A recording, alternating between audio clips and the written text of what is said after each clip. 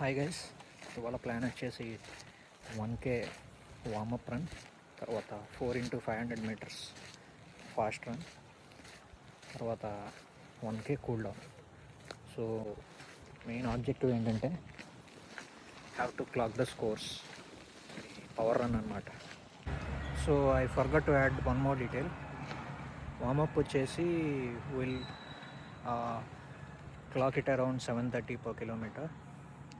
So మిగిలిన 4 intervals 500 metres వచ్చేసి మన టార్గెట్ 6:30 to 6:45 మధ్యలో ఉండాలి పేస్.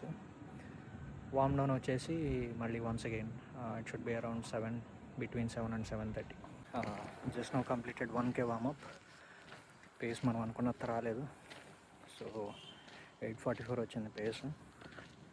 బట్ చూద్దాం, నెక్స్ట్ 500 మీటర్స్ ఇంటర్వెల్స్ 4 ఉన్నాయి కదా, let's try to get pace around 6:30 to 6:45. Done over 500 metres intervals. మనం అనుకున్న దానికంటే బాగా వచ్చింది పేస్.